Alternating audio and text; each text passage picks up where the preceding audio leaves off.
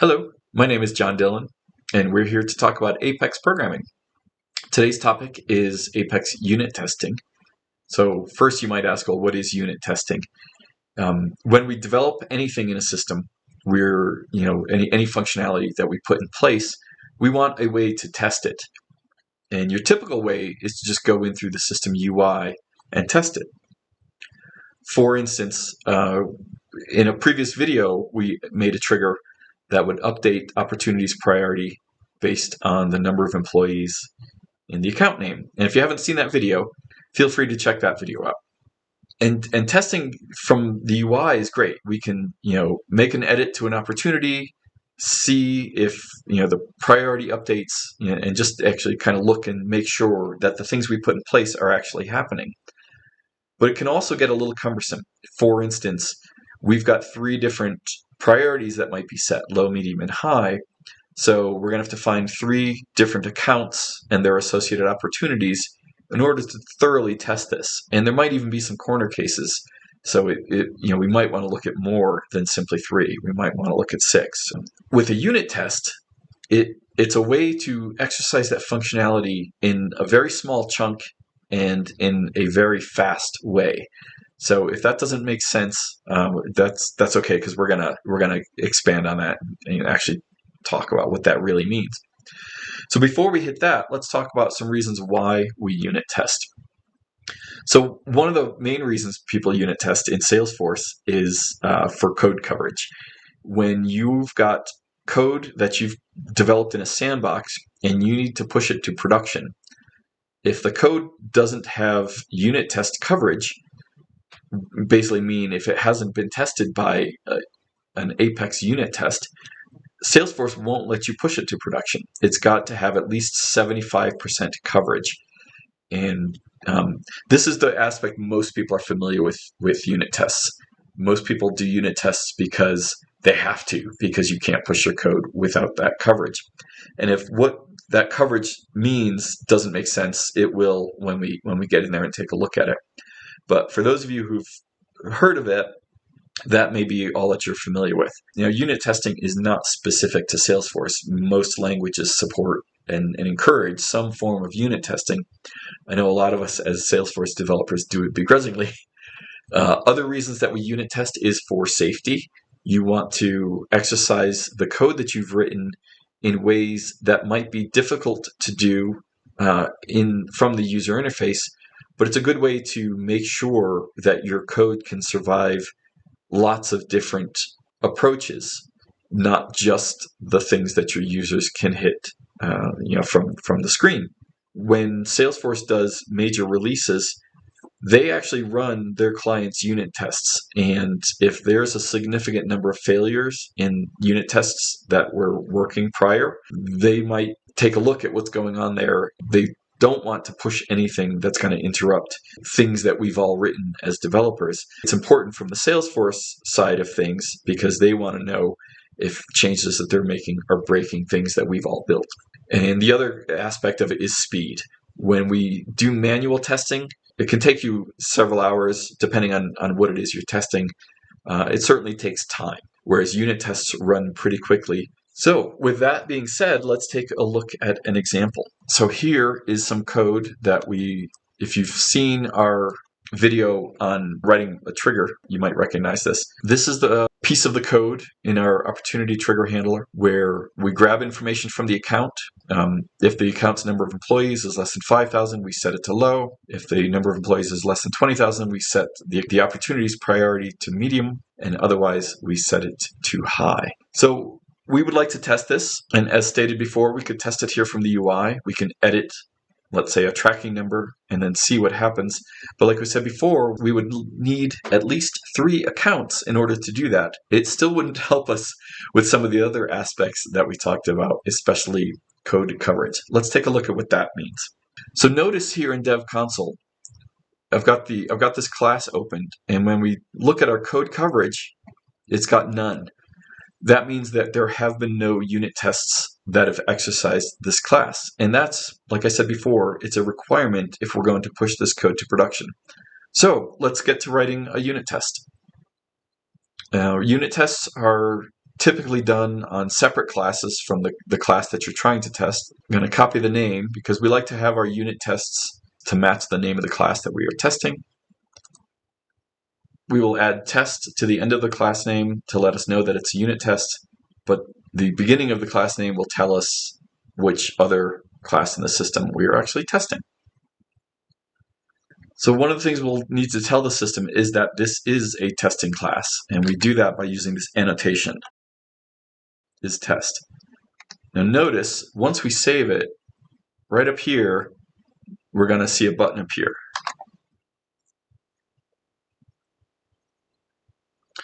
So once we tell the system that this is a test class, it allows us to run the test from here. And in order to actually have a test inside of it, we need to create a test method. And we use the same annotation, is test.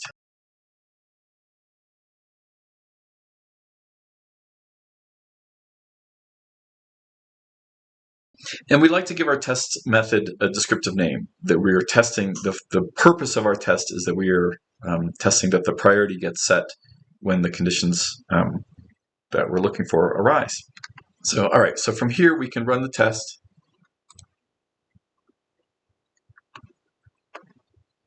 And we can see here in the log that it was successful. We can also go over to our tests window and see that it was successful here too.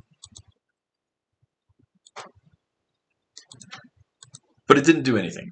And more, it didn't give us any coverage. So the test actually has to do something. So in order to exercise this functionality, what we need to do is have an account, have an opportunity, and then we update the opportunity to see if the priority gets set. So first we'll start with the test account.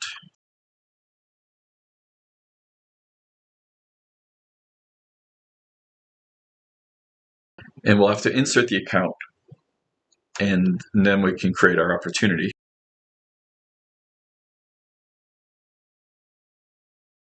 Now the reason we insert the account up here is because before we do that, if we were simply, here when we create it, it's simply in memory. It doesn't really exist in the system. Only after we insert it into the database does it get an ID. And we need that to create an opportunity. So that needs to be done first.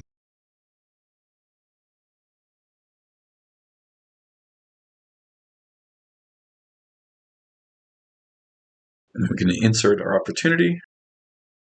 And of course, like we said before, our trigger doesn't run until after an update. So we'll need to make a change to the opportunity and trigger an update.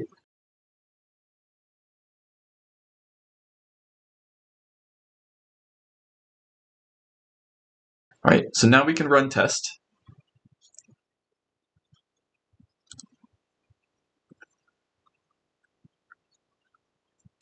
And when we go over to our class that we're actually testing, we can see we've got some coverage now. And the coverage is 85%, which is pretty good. You need 75 to go to production. But we can see we didn't, and the coverage is nice. It shows you which lines got covered and which ones were missed by the test. So we could say, oh, there's a couple other scenarios we need to check. But more importantly, in our unit test, we didn't actually check anything. We simply exercised the system. Now, a lot of people do this, and this is a pretty bad habit. And I cover this in some detail in my mini course on Apex patterns and anti-patterns. Writing a unit test without actually exercising or checking that your system is doing what you expect is an anti-pattern in Salesforce. So let's do some assertions right now. So what we would expect with an account and an opportunity, we want the priority on the opportunity to be updated. Now, we won't actually see that here. We need to requery the opportunity in order to get updates on the priority. So we'll just grab a list of opportunities.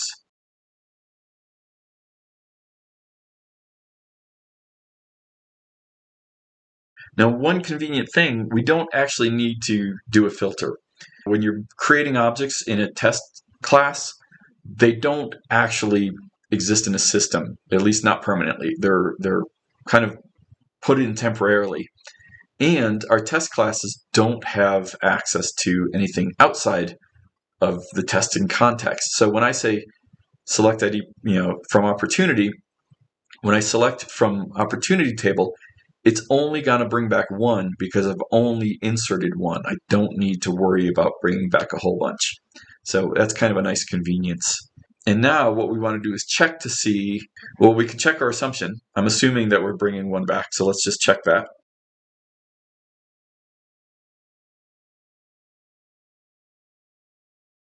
So if something else going wrong, let's say for some reason it returns 0, we would hit this assertion. So assert means make sure this is true, and if it doesn't, cause a failure right now. It's another word for it is fail fast. You want, if you've got an error, you want to know right away. You don't really care when you're doing unit testing like this. You almost don't care what's working. You want to see what's broken.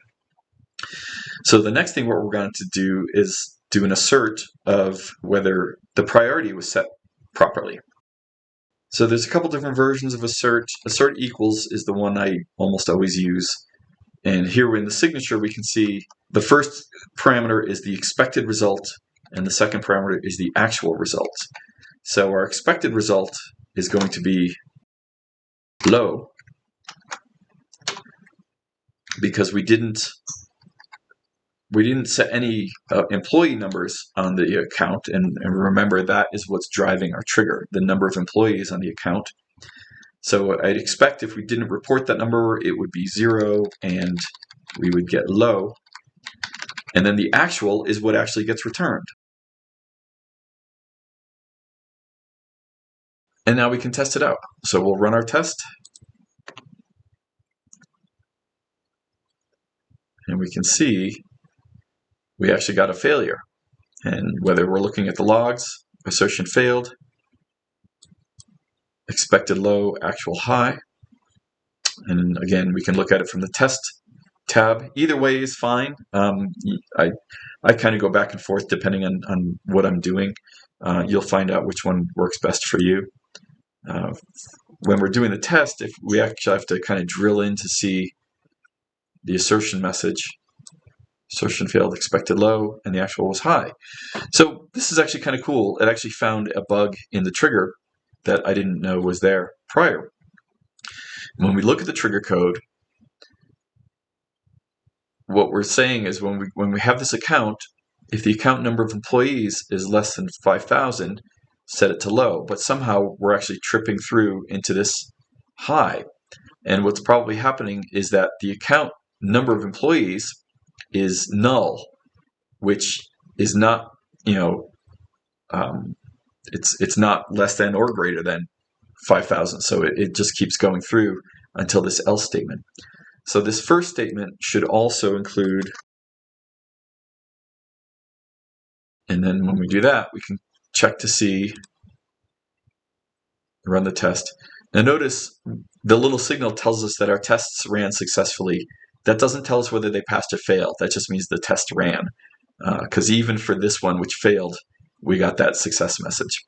So again, we could look at the logs. We see success. So good. And we go over here and we're checking out our coverage numbers. We're at 78%. So looking at our coverage tells us we might want to, add a couple of other test cases. And even if our coverage wasn't telling us that, I think we know. We want to make sure every aspect of this is working. So what we could go through is we could create several different accounts and several different opportunities and test them all. So let's see what that's going to look like.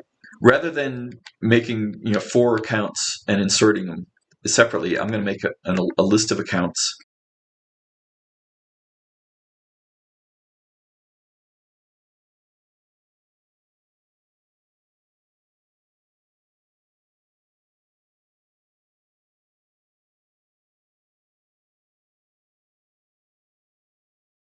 And for these others, I'm actually going to set the employee number.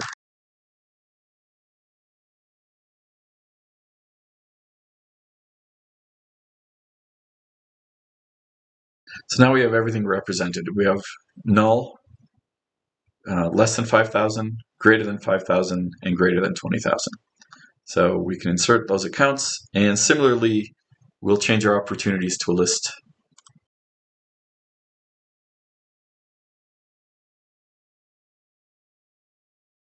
And we'll reference each of the accounts that we've created above.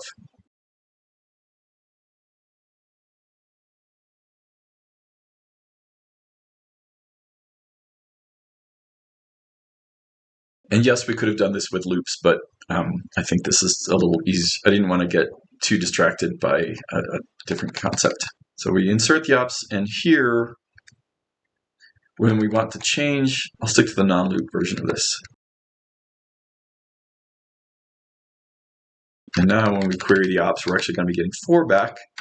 So we want to assert that. Now, when we get the opportunities back, there's no guarantee that the order is going to be the same, because this is a new query.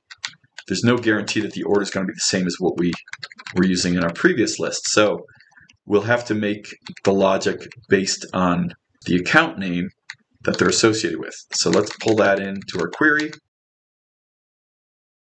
and we'll loop through.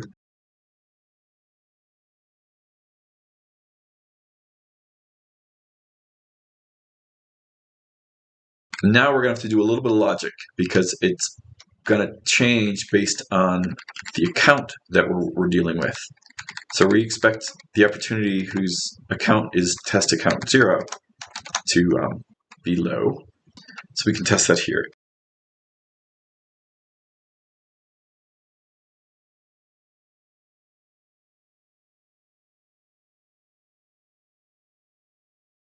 Now, if this looks a little unfamiliar to you, how we're pulling account, when you do SOQL queries, you can actually reach other objects. It doesn't have to simply be from the table or for the objects that you're querying.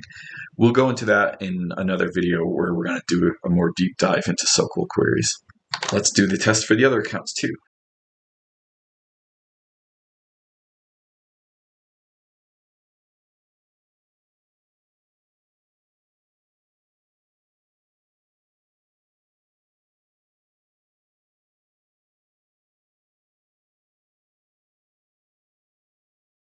I usually make all my lists plural, so let's stick with that.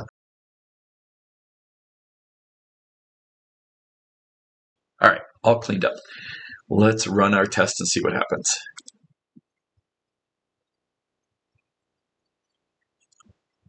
All right, so we're still getting a failure. Let's take a look at what the details of that.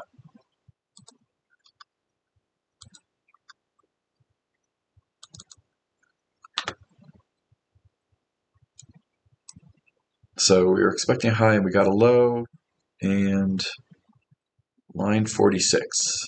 So we go to line 46. Test account 3.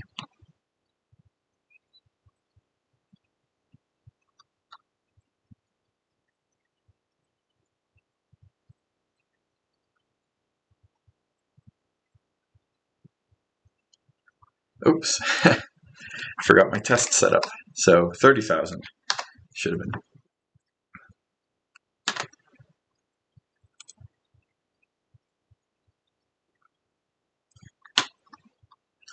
All right, and we can see this time it passed.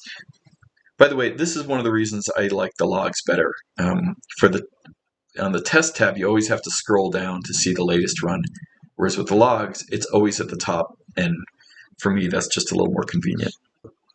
And when we look over at our coverage, we're now covered at 100% because we're testing all of our cases.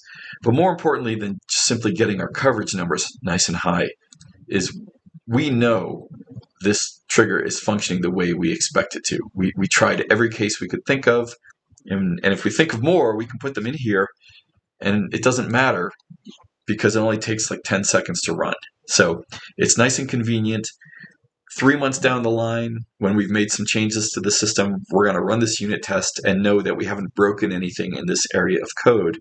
And that's what's invaluable about unit tests, because we can regression test on the front end all we want, but after a while it becomes unwieldy to regression test the whole system every time you do a release. And the unit tests will help you ensure that things are working as you expect.